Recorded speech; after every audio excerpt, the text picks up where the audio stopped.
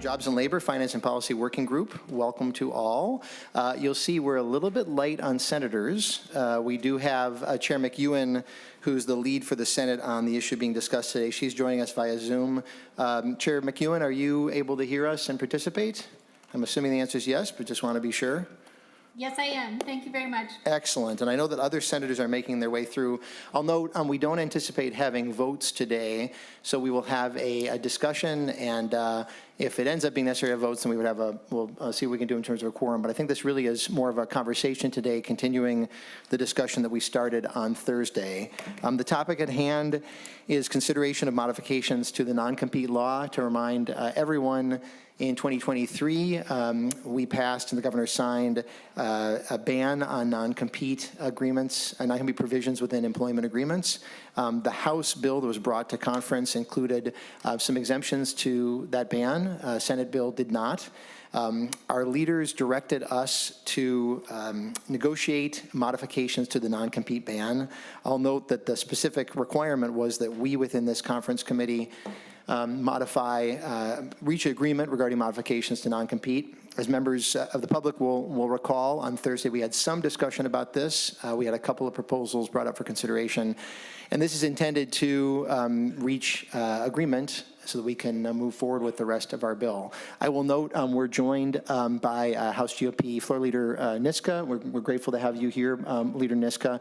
When I spoke with Chair Baker, it sounded like Leader Niska is working with Chair Baker in terms of advancing this particular issue, and so I wanted to make sure that he could participate and we could have his expertise as part of this, figuring this out.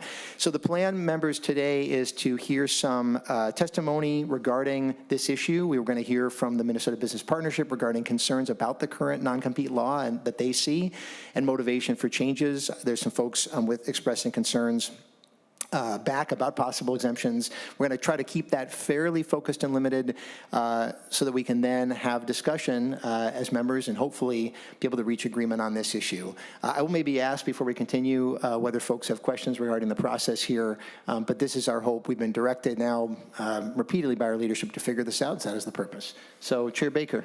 Yeah, thank you, Mr. Chair. Just a quick housekeeping. I know that Leader Niska has a hard stop at 3:30 today, so if anybody has questions for Representative Niska, please do that because he does have a very important appointment to do there. So I want to make sure that's out there. But again, I've asked him to be present for these kind of questions. Again, this is a bill that he carried.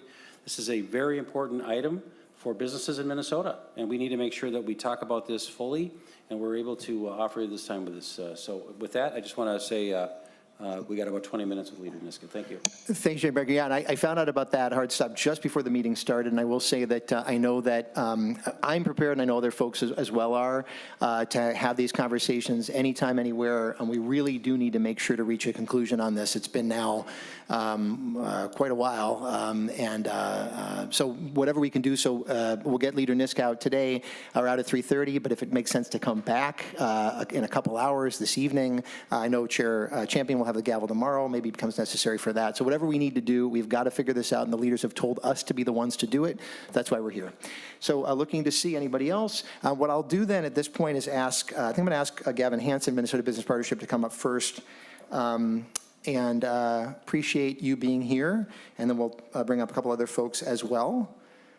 Mr. Hanson, thank you for being here, and once you settle in, if you can identify yourself and just provide perspectives on the non-compete law and the need for any exemptions from it. Thank you for being here. Yes, thank you, Mr. Chair. I'll just go through a quick testimony, and then if anyone has any questions, I'm happy to answer some of those questions. Mr. Chair, members of the committee, thank you for the opportunity to provide comments on a significant piece of legislation with broad implications for Minnesota's economy. My name is Gavin Hanson, and I serve as the Fiscal and Economic Policy Director for the Minnesota Business Partnership. Minnesota boasts a diverse and innovative economy with homegrown companies leading in fields such as medical device manufacturing, optics, machinery, mechanical equipment, finance, aerospace, and food science. To maintain our competitive edge and continue developing cutting-edge technologies, Minnesota businesses need effective tools to safeguard proprietary and trade secret information. Reasonable, well-crafted non-compete agreements serve as a critical means of protecting this confidential information. The provisions included in House File 1768 establish thoughtful, nation-leading wage thresholds that ensure these agreements are used appropriately, target at high-level employees who are directly engaged in research, development, or the handling of sensitive company information. Specifically, the bill permits non-compete agreements for two categories of employees. One, those earning more than $120,000 in budgeted compensation who are involved in R&D or confidential work. And two, an employee earning $500,000 or more annually. These thresholds are consistent with or even more protective than those in many states that regulate non-compete agreements. Currently, 3 other states, California, North Dakota, and Oklahoma, enforce blanket bans on non-compete agreements, and those policies date back to the 19th century. In fact, North Dakota and Oklahoma's bans were originally designed to address issues in the cattle industry. All other states that address non-compete agreements have opted for a more balanced approach, using wage thresholds or targeted industry exemptions. This allows for the protection of business investments while maintaining worker mobility. Notably, in 2023, New York Governor Kathy Hochul vetoed a proposed ban on non-compete agreements, citing the need to protect low-wage workers while preserving reasonable protections for business, an approach that House File 1768 reflects. We appreciate your consideration as we continue working collaboratively with legislators and the administration to reach a balanced and a reasonable solution. Thank you, Mr. Chair. Thank you, Mr. Hanson. I think what we'll do is have the other testifiers come up, and then we can, Mr. Hanson, you'll be here for a little while if folks have questions for you. Yes, I don't have yeah, I'm fine. Okay, good. Thank you so much. And then Jim Klein, if you are present, ask you to come on up. Yeah. And once you get settled in, I ask you to identify yourself. I'm going to ask folks to keep things to just a couple minutes, no more than 3 minutes, please. And I will have to be a little bit strict with that. And so, but I appreciate you being here. Please identify yourself and proceed. All right. My name is James A. Klein. I go by Jim. I'm educated as a chemical engineer with a bachelor's degree from Michigan State and a PhD from the University of California, Berkeley. I am a patent agent registered to practice before the U.S. Patent and Trademark Office. I'm now retired 3 years after a 37-year career at 3M at the Maplewood headquarters and labs. I spent the first 14 of those years as a research engineer and am named as an inventor on 9 U.S. patents and dozens of foreign patents. I was also responsible, both as an individual and as a member of teams, for the development of several significant trade secrets. I spent the remaining 23 years of my career as what 3M calls an intellectual property liaison, which is what many other companies call an IP portfolio manager. In that capacity, I managed the patents and trade secrets for numerous business units, including 3 of the company's largest in terms of their sheer number of documented trade secrets. I'm here today as an individual private citizen, and the opinions that I express today are entirely my own and should not be construed as being in any way representative of 3M or of any other organization or group. I'm here to encourage you, to the extent possible, given the parameters that our chair has pointed out a few minutes ago, to leave Minnesota's ban on employee non-compete clauses in force and unchanged from how it is today. While patent and trade secret laws do vary somewhat from place to place around the world, they are generally adequate worldwide and certainly adequate in the U.S. to protect an innovative company's intellectual property, even when employees depart to take new jobs in competitive companies. This is especially true if a company makes the effort to patent when appropriate, to identify internally what it regards as business-critical proprietary information, to keep track of which employees are privy to which pieces of such information, to communicate to those employees that those bits of information are indeed proprietary, and to have appropriate employee agreements in place that make clear the employee's ongoing responsibility not to disclose such information either while employed or after leaving the company. Restricting who a departing employee may subsequently work for should not be necessary, and in any event, it is my opinion that since it incentivizes resentment on the part of, excuse me, on the part of an employee who finds his career restricted, it does not make proprietary information any more secure. Outlined as I just have, the procedures for protecting proprietary information, including trade secrets, may sound complex and onerous, but in fact they are not. I used to do this stuff for a living. It's challenging, but it's doable. You got about 15 seconds left. All right. In my opinion, the true reason some companies insist on non-compete clauses is to protect the salary scale, to depress the salary scale, and to restrict movement of employees. And also, some have argued that removing our ban, retaining our ban would cause companies to consider moving their research efforts outside of the state. I think what companies would gain from potentially doing that would be lost from the fact that it damages their recruiting. And Mr. Klein, I do have to have you wrap up. I'm so sorry. We're at more than just close to 4 minutes. I'm so sorry about that. Thank you so much for being with us, though. I appreciate that. And we've got Awesta Sarkash joining us on Zoom. And hopefully, if you're with us, you can please identify yourself and proceed. Thank you, Mr. Chair and members of the committee. Small Business Majority submits testimony today in opposition of any policies that would further amend the Minnesota statutes of 2024 by rolling back components of the Minnesota non-compete ban. Non-competes make it increasingly difficult for small businesses to hire skilled employees in an already struggling labor market. We've done research that revealed more than 33% of small business owners were prevented from hiring an employee due to a non-compete agreement. The proposal would create additional exemptions and focus on higher wage earners, which in turn harm small businesses looking to hire individuals that meet those criteria. Rollbacks, important to the ban, we strongly oppose. Restricting individuals from pursuing opportunities for upward mobility and greater earning power harms the state and it harms the small business ecosystem. Small businesses support banning non-compete agreements because they are anti to the free, fair, and open competition that is essential to a thriving and equitable economy. Because of non-competes, prospective entrepreneurs are also prevented from leveraging their skills and knowledge to contribute to our nation's economic growth and innovation. That undermines fair competition and greater community economic growth. That similar research, which I'm happy to share, found that nearly 46% of small businesses have been the subject of a non-compete agreement that prevented them from starting or expanding their business sooner or earlier. When entrepreneurs have those new innovative business ideas, non-competes can stop them and stifle their ability to start their business and find skilled employees that they need once they have started their business. So we urge you to oppose any further efforts that would harm an entrepreneur's ability to start their business and hire employees without restriction. Thank you. Thank you so much for your testimony and for joining us. Next, Hannah Garden-Monheit. I hope I pronounced your last name correctly, but I think you're joining us via Zoom. They were stuck in the Zoom waiting room. Stuck in the Zoom. Stuck in the Zoom waiting room. Welcome to you. If you hope that you're with us, Hannah Garden-Monheit, if I'm saying your name correctly. And as you get settled in, let's see if can you hear us? We hope. Hi, yes. Oh, there you go. Me? Hello, yeah. If you can please identify yourself and then proceed with your testimony, and welcome to you.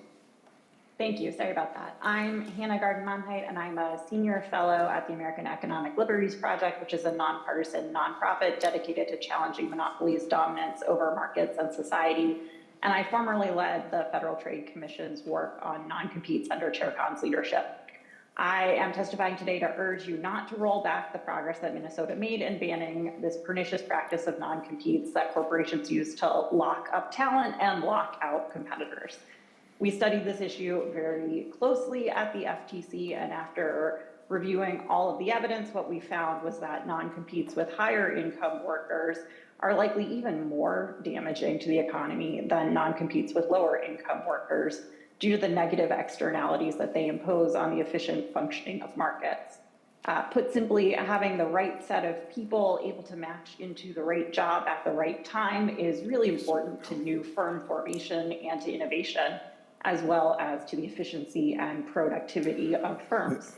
And I'm sorry?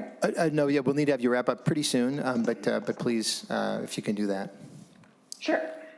We heard a lot about the dynamic of incumbents using non-competes to lock out competitors in the comments that the FTC received, including comments from Minnesotans. 97% of the Minnesotans who wrote to the FTC supported a full ban on non-competes.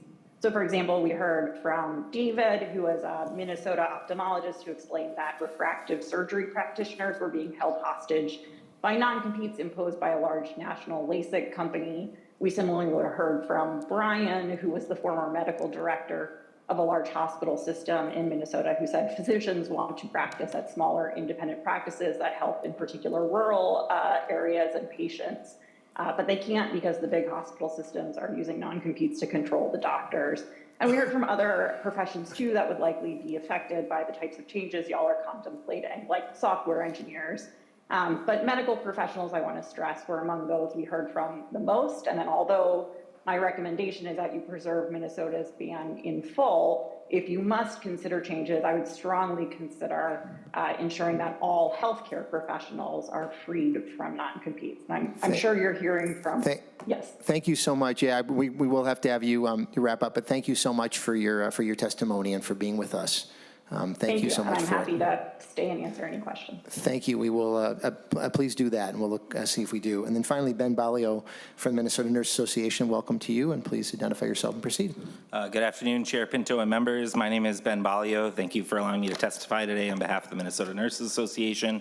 MNA represents about 80% of the registered nurses that work at hospital bedsides, but our union also includes other healthcare workers, including hundreds of advanced practice providers, or APPs, that provide services across central and northeastern Minnesota as NPs, PAs, nurse midwives, and clinical nurse specialists.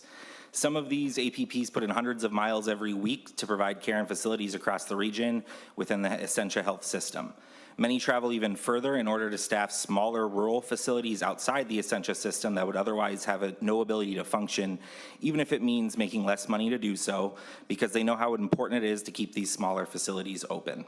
However, many rural communities can't be served by M&A APPs because Essentia says their non-competes don't allow them to serve patients in a non-Essentia facility, even ones providing different services than those provided by Essentia.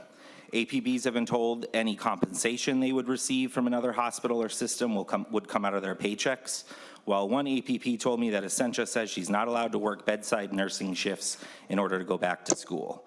This forces APPs to make difficult decisions, and none of the options are good for workers, patients, or healthcare in greater Minnesota. Last week, I spoke with an APP who is credentialed to provide mental health services at 10 different sites between Brainerd and Duluth, but Essentia has told her she can't because of their interpretation of her non-compete. That provider is now considering leaving healthcare altogether. Everyone should be alarmed by this, but especially those of you from greater Minnesota, where more practicing healthcare professionals are needed, not less. I also want to share our concerns with some of the other language included in this proposal, specifically words like proprietary, which is exactly how Allina, Essentia, and some of the other big health chains describe many of the tools that nurses and other healthcare workers use daily on the job. We hope the legislature will keep the law in place as is, not only because workers deserve the freedom to practice, but also because patients need these vital services. Thanks again, Chair Pinto and members, for allowing me to testify. I'll be around for the rest of the hearing, too. Mr. Baglio, thank you so much for your testimony, for being with us. And then, members, what I'd like to do is ask Commissioner Blissenbach to come up, if she's willing, from our Department of Labor and Industry. I know she's had conversation with a number of folks and may be able to help us think through some of the decision points that we will have as we are charged with making this decision on behalf of the rest of the legislature and the government from our leaders. And so, Commissioner, if you can please identify yourself, and then if you can help us think through kind of what decisions we'll need to make about this. Commissioner. Great. Thank you, Chair Pinto and members of the committee. My name is Nicole Blissenbach, and I'm the Commissioner of the Minnesota Department of Labor and Industry. I have been primarily involved in many of the discussions around this after it was made clear in the leadership agreement that this committee specifically was tasked with coming up with modifications to the current non-compete ban that was put in statute in 2023. In those conversations that I've been having with many of you, as well as many stakeholders in this area, there are really a few different issue points, decision points that have come up that I think would be the best place to focus conversation on. That, and not that these are answers. I'm just identifying where the issues have been. But the first, I would say, and this is probably where I've heard the most discussion, is the scope of the exception to the ban. So what work can be subject to to the use of a non-compete and the discussions around that. So really the scope of what would be covered. The second is the salary threshold. I know there's been a lot of discussions about that. And in fact, I think the three documents that were attached to the work group meeting today have three different salary thresholds. Third is a kind of a combination of two, which would be the duration limitation as well as the geographic limitation. And just to give a little background on that, before the non-compete ban went into effect, typically non-competes were judged in the courts to determine if they were reasonable, and the courts looked to the scope, the geographic limitations, as well as the duration. So the time and geography limitations that go along. The topic of notice to employees and as well as employers providing that notice has also come up. And then the final point that I think is an important thing for the work group to focus on is clarity in the language that is used so that employers who want to use non-competes know when it's allowed to be used and when it's not allowed to be used, as well as employees who may be asked to enter into non-competes know if they are in a position that should be subject to this exception to the ban. So those are the primary areas I've been hearing from. I know that the three different versions of the language that are in front of the work group have some other areas that may be worth discussion, but these are the primary things that I'm hearing. Commissioner, thank you so much for that information. I know that our time is getting pretty tight for Leader Niska for now. Mr. Leader, I don't know if there are things that you would like to ask or say at this time. I figure we can come back, but Leader Niska. No, thank you. I appreciate the conversation. I appreciate a lot of what Commissioner Blissenbach said. I agree with kind of the overview of the key decision points. And I think just generally the important thing here is, we are, as has been testified, one of only 4 states that take this restrictive of an approach to what kind of agreements employers and employees can enter into. I think, the testimony about non-competes generally, I think doesn't really account for how narrow of a potential carve-out we're talking about here. I do think that there are very serious concerns when you're talking about how an employer with protectable trade secrets can enforce those in a world in which they are completely barred from having any sort of restriction on non-compete agreements. I certainly hear the concern about medical practitioners. I think that, that can probably be dealt with just by thinking about whose confidential information, who owns the confidential interest in the information. I think if we're talking about a patient's confidential information, that's a very different interest that we should be thinking about from a policy perspective than a company's proprietary trade secrets that we take very seriously the interest in protecting. But just generally, I think we should be thinking about how this is, whether there's really any value to these. And I'm concerned that some of the proposals, including the House placeholder language, really doesn't move the ball in any way that is helpful to Minnesota's economy. And so that's the place where I'm hoping we can find some kind of a sweet spot.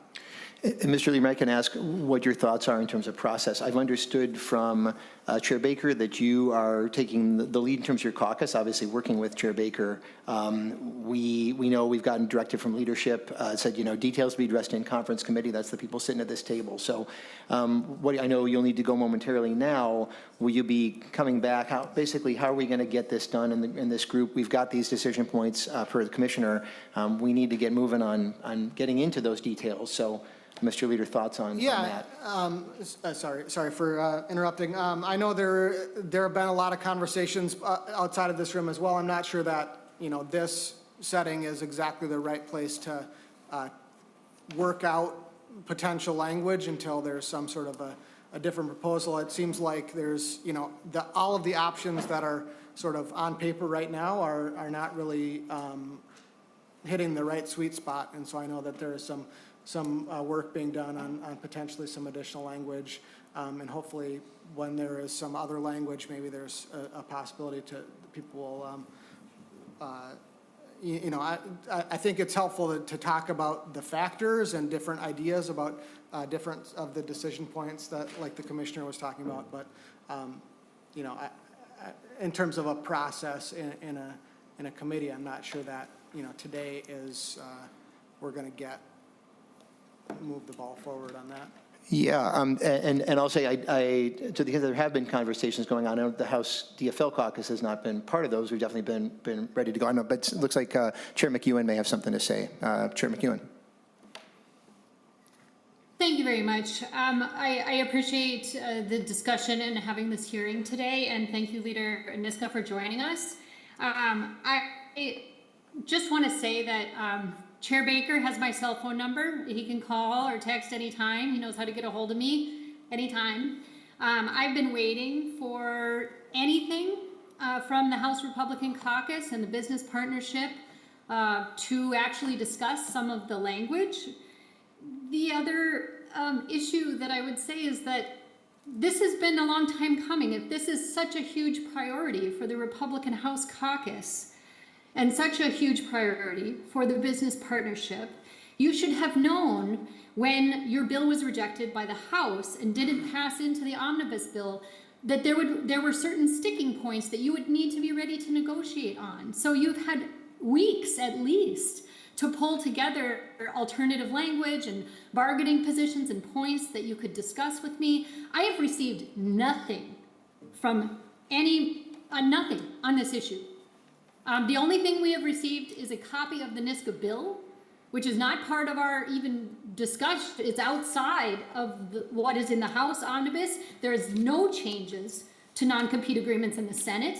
I understand, having looked back, that the Senate companion to the NISCA bill was introduced in the Senate one day before our policy deadline, but a hearing was never even requested. So I'm wondering, what is this waiting till the 11th hour to actually talk substantively about the problems that you have with the law that we passed to protect Minnesota's workers? We heard all of this testimony today about the need for those protections. And I have said to Chair Baker and in meetings discussing this, the only thing that my office has received in regard to these non-compete agreements are a request asking if we could make it retroactive to go back in time, because we have had a number of instances where we've had administration at hospitals, for example, enforcing rigorously non-compete agreements that were put in place before our law went into effect. So the Senate position is we don't change it. We have already come with a compromise that I hesitantly offered, but I have not received anything back. So I'm very frustrated with this sort of kicking the can down the road here, and it almost feels like there's no desire to actually negotiate on this item. And we have already moved further than we had wanted to move at all in producing that first offer. So I guess, I have a question. I know, Leader Niska, you have to go, and you had a hard stop a few minutes ago. But I invite you to give me a call or a text. Chair Baker has my number, as I said. I'm available to talk about these issues at any time, and happy to get into the weeds on the policy and the language with you. So I invite you to do that. I do have questions as well when it would be an appropriate time, Mr. Chair, for Ms. Garden-Monheit, I think it's pronounced, and also Gavin Hanson. Thank you. Thank you, Chair. We'll get back to you on that. I know Chair Champion has something. Mr. Chair. Thank you, Mr. Chair. Representative Niska, just a question, because I heard you say that this forum is not the best forum by which to engage with each other, so that you and Chair McEwen and the others can kind of talk about what you see, the testimony. So when is the best time for you all to do that? I mean, especially that we have a charge where we must have something negotiated by tomorrow evening. And if not, then it goes to the leadership, and then they'll make that decision. but I did hear you, and I want to acknowledge hearing you, but I also want to acknowledge hearing what Chair McEwen said about there being no interaction on either side of the equation, and I know that could happen at times. You know, people get lost because they got a number of different committees that they're going to. So what are you proposing, Representative Nishka, to be the next step for you all to talk substantively, and even outside of this forum, if that's what needs to happen, and for us to come back when you all feel like you've had a time to engage each other substantively and meaningfully? Leader Niska? Yeah, no, I appreciate that question, and I should be more clear. I know that there's been some work and some discussion outside of the committee on the sort of framework issues that Commissioner Blissenbach, I think, laid out well. I think this would be, I wish I had more time to stay here and kind of work through some of those concepts with folks here, and I think that's a productive topic of, you know, or could be a productive conversation for this. I was just talking about in terms of if the three options that are on the table don't really work for anybody, which I think, which is my read of the, in terms of language that's been presented, then having some sort of language that, you know, a fourth option is, and I think potentially more productive. And my understanding is that language is being worked on. There was some discussion with the administration and the business partnership about some concept of language, but it's not ready yet. So, Chair Champion.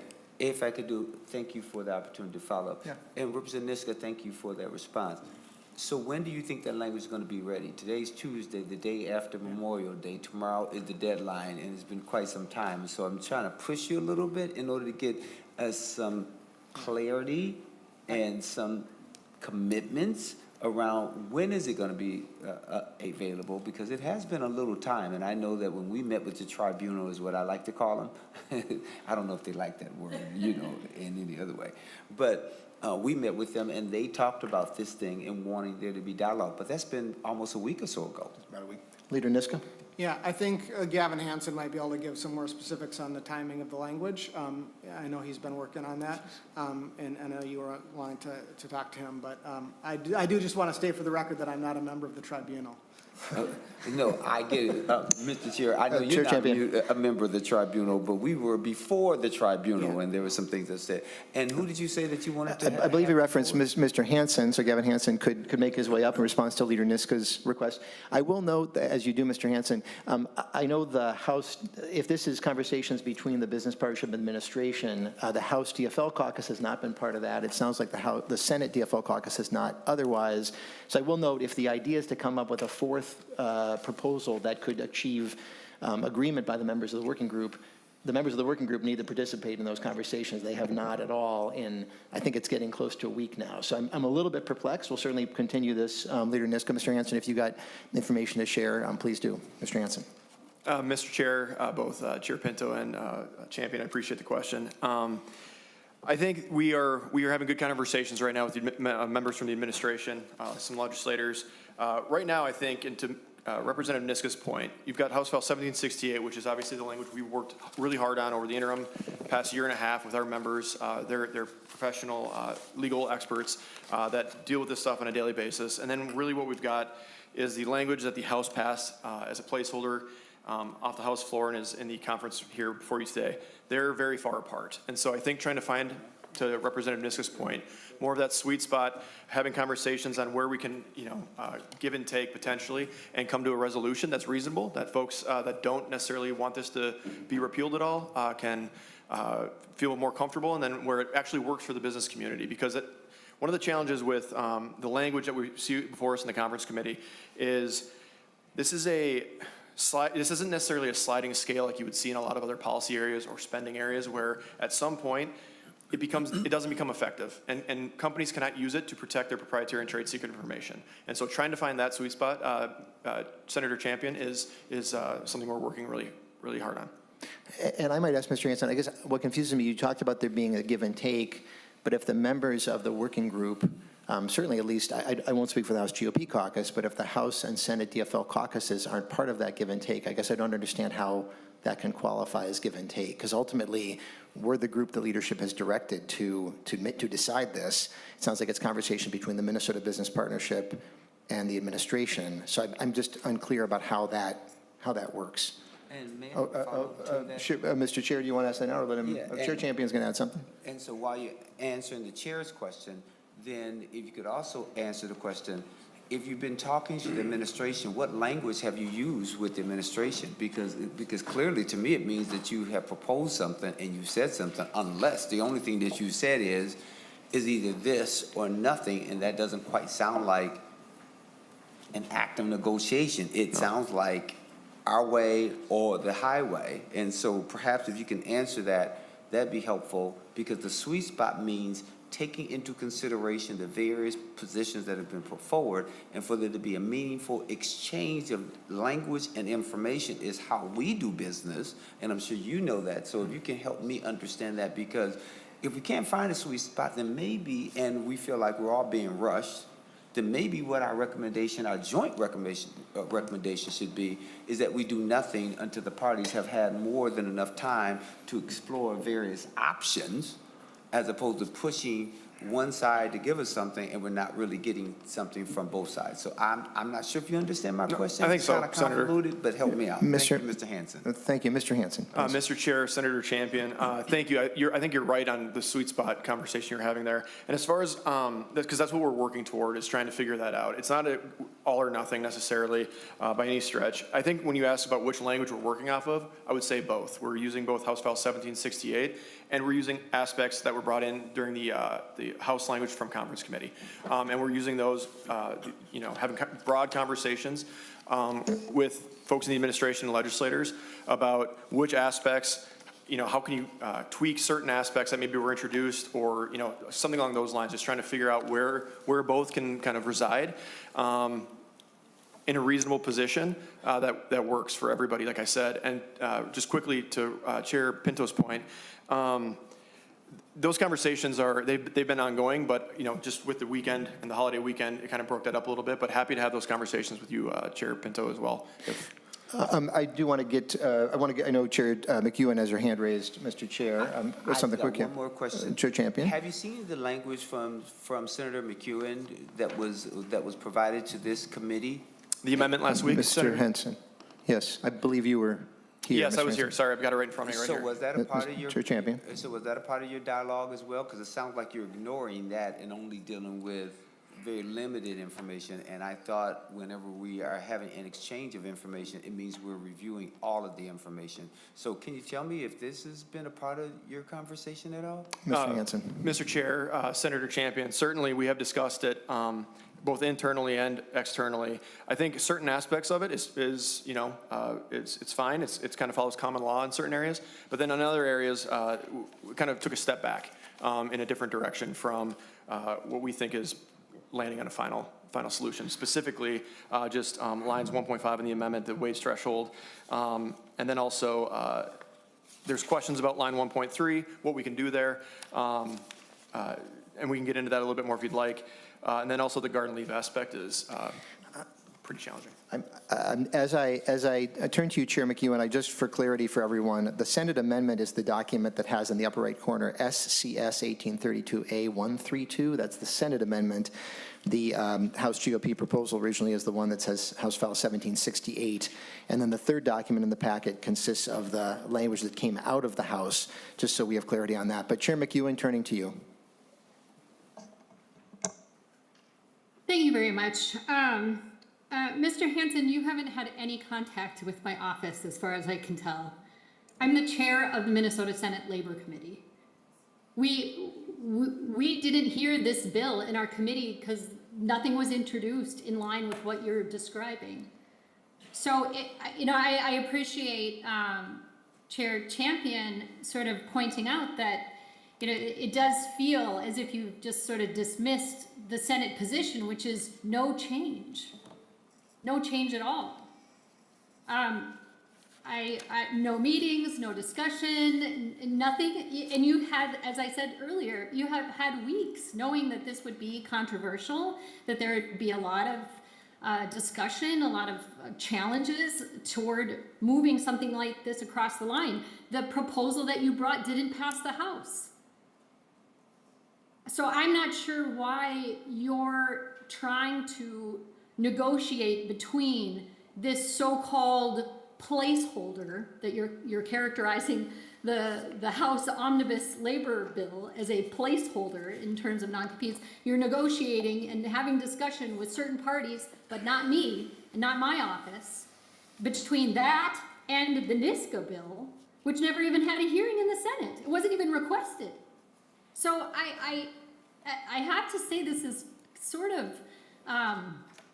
it feels, and I don't know what the intent here is, but it does feel to me as if this is an attempt to make an end run around the legislative process.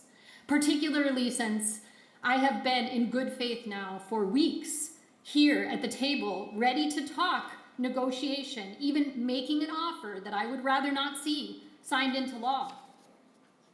And I have not gotten anything in return. These lines, like how long would it have taken somebody to call me and say, we have an issue with line 1.5 and line 1.3, can we talk about those specific items? I'm hearing about this now in committee at 3:45. It really is outrageous. And I just want to make sure that it is on the record that the Minnesota Senate was cut out of these conversations and has been, still is, cut out of these conversations. So, you know, take that for what it will. I am still here and would love to actually engage in meaningful negotiation like I have been trying to do.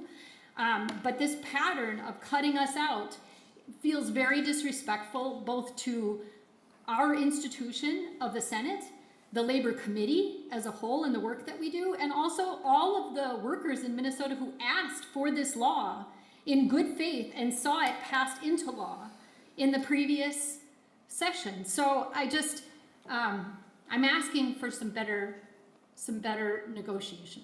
Thank you. And Mr. Hanson, if there's something you wish to say, you can. Otherwise, I'm going to call on Senator Verbeten. But Mr. Hanson, if there's anything you wish to say at this time. No, not necessarily. I can answer those questions if you'd like me to. First quickly, obviously we were looking for we introduced this bill or had this bill introduced early in session, and we truly wanted a good faith effort to have bipartisan agreement on both sides. We met with several potential authors in the Senate.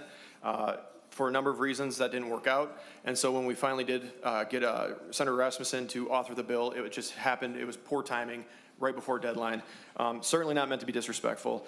Kind of just going to the issues we had, we just saw this amendment last week right before the hearing. And so we kind of took it in over the weekend, met internally with our folks. But the solution we're looking for is a solution that allows Minnesota companies to protect their proprietary and trade secret information that can work for both sides, feeling comfortable on both sides. But that is really what is at issue here, and that is what our goal is protecting that proprietary and trade secret information. So it isn't just all or nothing with 1768, and that's why we continue to have, I'll sound like a broken record on this, Mr. Chairman, but good conversations to try and come to a reasonable solution. Okay, I'll have some comments on that, but Senator Verbeten, to you. Thank you, Mr. Chair. I just want to say we have a process for a reason, and we need to be having these conversations publicly. We're all here representing our constituents, and literally this past weekend, I was talking with a small business owner who was struggling with a non-compete, just got out of that timeline, and thankfully has now started a great new business in a corridor that's desperately in need of that service in my community. So I'm just very frustrated that there seems to be an attempt here to go around committee hearings, floor session, conference committee, which is now our work group, to have these conversations. We talked about this last Thursday. Like, come with your work ready and come with the language. That is why we have this process, and it's important for us to have those conversations openly with the public so they can weigh in, so they can testify, and not just have the Minnesota Business Partnership and the administration working on some language together that we're all just supposed to accept. We didn't even want to make these changes in the Minnesota Senate. So I just want to voice my concern with the process and say, like, that is what committee is for. Come with the language and we will work on that in committee. Thank you, Senator. Representative Frazier, to you. Thank you, Mr. Chair. Mr. Hanson, I've heard you state a couple of times that you've had conversations internally and externally. Who are you referring to? Mr. Hanson. Mr. Chair, Representative Frazier, when I say internally, it's Minnesota Business Partnership members. And externally? Mr. Frazier. Externally is legislators and members of the administration. Representative Frazier. Which legislators? Mr. Hanson. The authors of the bill, Representative Niska, the chair of the committee, Representative Baker, and others. Representative Frazier. Not Chair McEwen? Mr. Hanson. Mr. Chair, Representative Frazier, not at the moment, no. Representative Frazier. Not Co-Chair Pinto? Mr. Hanson. Not on this topic, no. Representative Frazier. Not Chair Champion? Mr. Hanson. I've not met with Mr. Champion, although I have had numerous conversations with your seatmate right there, Representative Greenman. Representative Frazier. Representative Frazier. Just to close, I am just as perplexed as Chair McEwen, and I share the sentiments that Senator Oumou Verbeten shared about the process and how when we're trying to have a very public process here, but we are hearing not a legislator say, well, we had a legislator say this isn't the place to have this conversation. We also heard that legislators say and then point to and facilitating a conversation with a representative of the business partnership that says they're talking directly to administration, and administration is on the tribunal group that gave us direction to work this out. So I feel like there seems to be some miscommunication on how this process should work. So I want to point that out. But secondly, we're continuing to have a conversation about changing a law that would handicap workers. In a moment when we are days away from sending out layoff notices because we can't get the work done here. So we're talking about a process that is being delayed that is going to harm thousands of workers because we want to handicap workers. I'm very frustrated about the whole idea of this happening right now in this moment. Representative Greenman, to you. Thank you, Mr. Chair. And Mr. Hanson and I have had a lot of conversations over the last 2 years, both before this bill was passed. I know that a year ago, he and I and Senator Mann had some conversations. We were in very different places, to be clear, and I think in the same place that the Senate finds themselves now. As part of the negotiation, to get the rest of this bill passed, my caucus agreed to, I think, the bare minimum of things. So you guys called the placeholder. It was unacceptable to the DFL. 67 of us voted against it, but the rest, we voted for it because we know we needed to keep the lights on, and all the other stuff in the budget, plus I think a few other budgets came with it.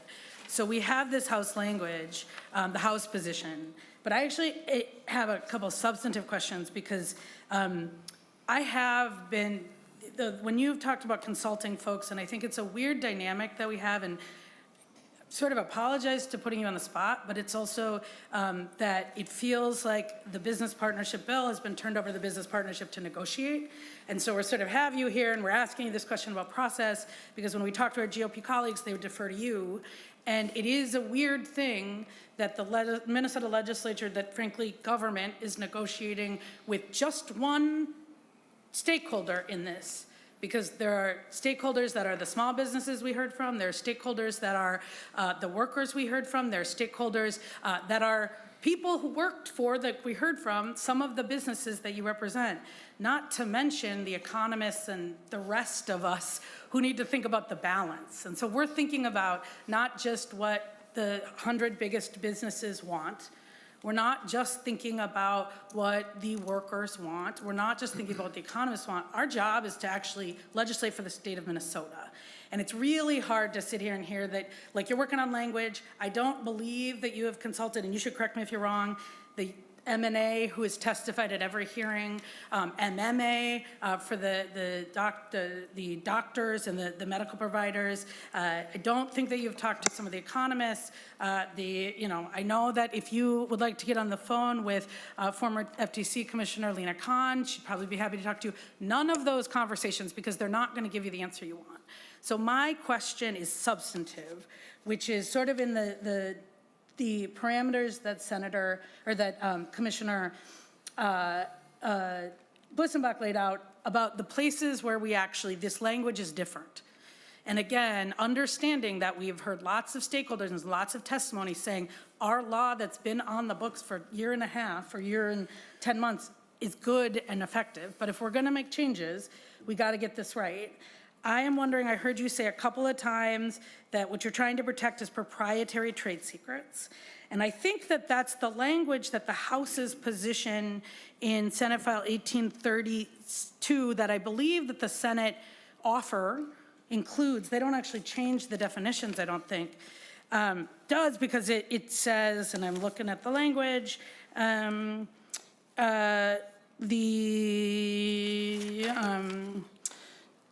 creation, analysis, or modification of trade secrets information or the management of those trade secrets. I'm looking at the Senate File 1831. Can somebody? Yep, this is the copy of Senate File. Oh. Okay, I took this from the thing. But Chair. either way, it's in your, it should be in your House packet. Conference Committee language? He may be able to help. Mr. Hanson may be able to help No, clarify. is it the House Conference Committee language? Is Yes. that, okay, yes. Yep. I've got that now, thank you. Yep, and the House Conference Committee was Senate File 1832, sorry. That language, and I won't do, I'm looking on, it is in the subdivision 2, and I don't know what page citations you're looking off of, but it is the part, it's not very long, the part where it says the creation, analysis, or modification of trade secret information. Right, so line 98.3, I think we all should have the same I believe document. he's working off a different document. Oh, I've got the language, I'm good. Okay. Mr. Hanson, following. okay. President Greenman. So that, to me, is getting to what you have said, which is what you're talking about is protecting proprietary trade secret information. We've heard a lot about some of the original language, particularly the inclusion of confidential and proprietary. I asked on Thursday about how that would be defined. I'm wondering from your perspective, one, is this language, the creation, analysis, or modification of trade secrets, is that sufficient to get you to your perspective and your interest to the proprietary trade secrets that you're trying to protect? Mr. Hanson. Mr. Chair, Representative Greenman, no, it's not sufficient. It's very narrow. And specifically this language, only dealing with trade secret information. And then further on down toward the bottom of the language, there's a definition of trade secrets inserted, which closely mirrors the federal definition of trade secrets, but without some key phrases in there. And so it narrows it down even more. And so this is far too narrow for us. Yeah, Greenman. thank you. Can you explain why it is too narrow? Because the analysis that I've gotten from employment lawyers who practice this work in court has said, and the reason that financial and business were taken out of the broader definition in federal statute is there was a concern that it would open it up to apply to salespeople, to accountants, to HR, potentially administrative, and that's not what the business partnership has said that you're interested in. What you're saying is you're trying to specifically protect the secret sauce, right? Protect the proprietary trade secret information.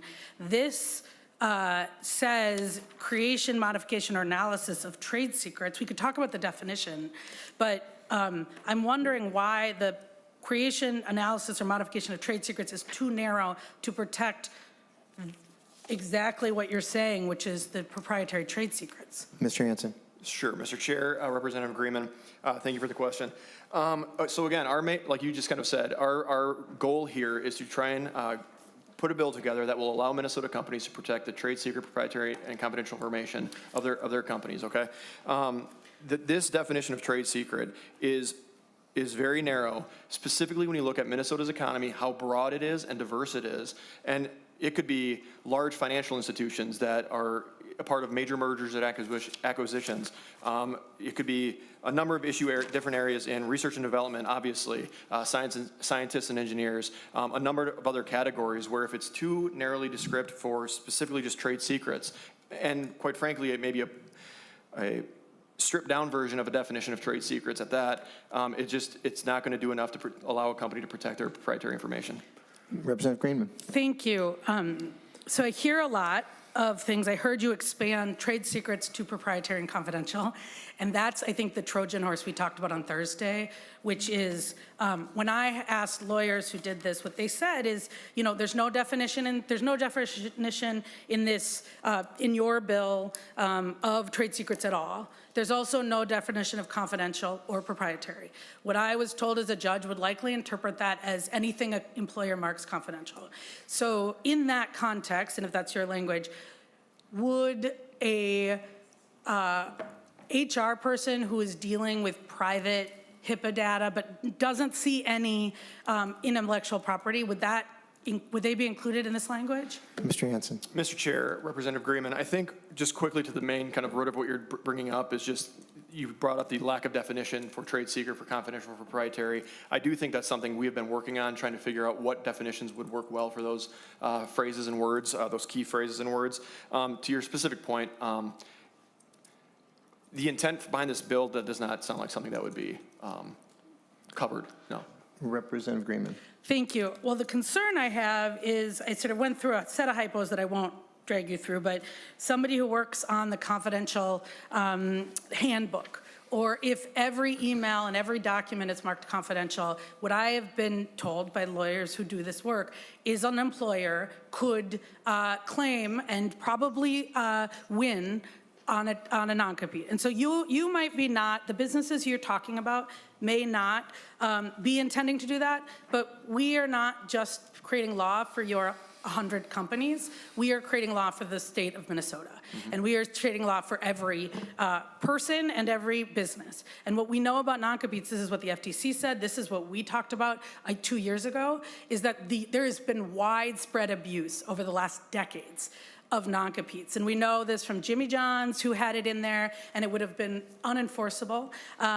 We know this from all sorts of places. And when we don't have precision, as I think that the commissioner said, when we don't have precision, we end up creating what is essentially a tool that employers can use. There might be good ones who only stick to the rules, but if we create it too broad and too sweeping, I have very, very strong concerns, and we have talked about this for 1 year and 10 months. I have also asked for 1 year and 10 months for you to bring me any company that has had this experience in private or public, and we have not had that. But we have heard from individuals and businesses who are harmed by this. And so I think members, I guess I'm going to say this to you, not to the business partnership, our job given to us by leadership is to create some reasonable modifications. I think responding to this idea that R&D, that we are an innovators economy, and are there specific places where we need prophylactic protections. But any place we do that, we are restricting an employee's ability to move, and we are restricting small businesses' ability to hire. And where we do that, we should be very, very careful. So I am, like I think my committee shared, sort of frustrated that all these conversations keep happening without the House, or without the Senate, without the House DFL. Maybe they're happening with the Senate, maybe they're happening with the administration, maybe they're not. But you all don't write the laws for Minnesota, we do. And so I'm hoping that this committee can do our work together, that the GOP, the House GOP will engage, and that we can do this in the next 24 hours to protect Minnesotans and our business economy. Thank you. Chair Baker, to you. Well, thank you, Mr. Chair. Obviously, and thank you, Mr. Hanson, for being here. I'm sorry you're being treated, this way. This is unfortunate. It's been a tough run for us to kind of get to this point. And I want to remind the members here, we have all come a long way to this point. We've agreed on the spreadsheets. We've agreed on the other policy. This is a very complex item to discuss. I have shared that with this committee many times. I've shared that with Chair McEwen, with Chair Pinto, and this is one of those areas that we are at an impasse, I believe. This is a challenging discussion. And again, we have worked hard to get to this point. This delayed us to get to our committee work done 2 or 3 weeks, I believe, Chair Pinto, when we were trying to get through those major issues. So this is just, it's not something that we can just kind of negotiate. And, you know, we didn't write the target budget amounts, folks. Those came from leadership. Those things get decided on and say, here's what this is. Maybe this is one of those kind of things. I don't know.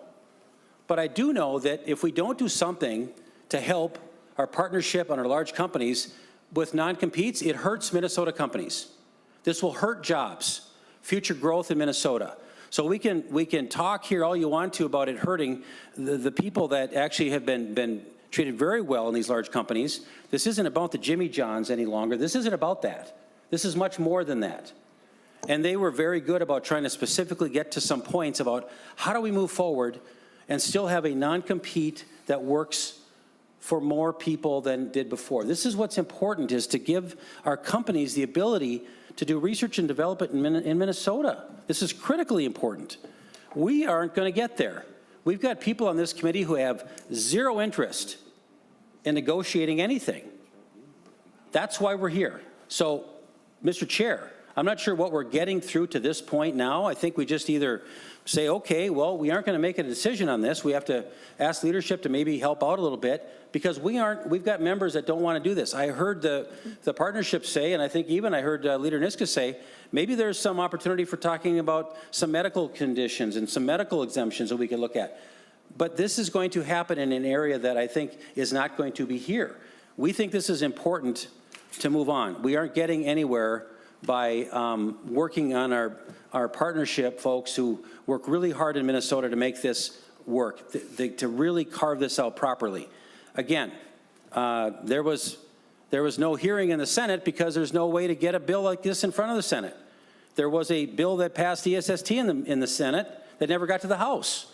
Things go both ways. But to the members of the public that are kind of listening to this, I just want to remind them that we are about as split, divided as you're going to get on a lot of things. And I think we've come a long way. I'm just urging the chair to kind of like, what is your intention now? I think we've kind of answered a lot of the questions. We need to wrap this thing up because this is going to be a leadership decision that's going to have to be helped alongside of this. It's one of those things that we just aren't going to get to in this committee situation. I thank the partnership for being here, for working hard on this. This is not easy to do. And again, Mr. Chair, I just would appreciate our next steps to try to wrap this up, but this isn't going to get us a whole lot of just kind of jumping on testifiers. Thank you. Thank you, Mr. Chair. I mean, I'll note it was Leader Niska who called Mr. Hanson back up. And I mean, it was not, just to note that, I did not intend to do that at all. I will say, Chair Baker, if the goal is to make changes in non-competes, then there has to be a discussion among the people empowered to make an agreement regarding the changes to non-competes. Our leaders told us, says, quote, details to be addressed in conference committee. That's us. And I agree, it seems like there are folks with no interest in negotiating. Those are people who are not negotiating.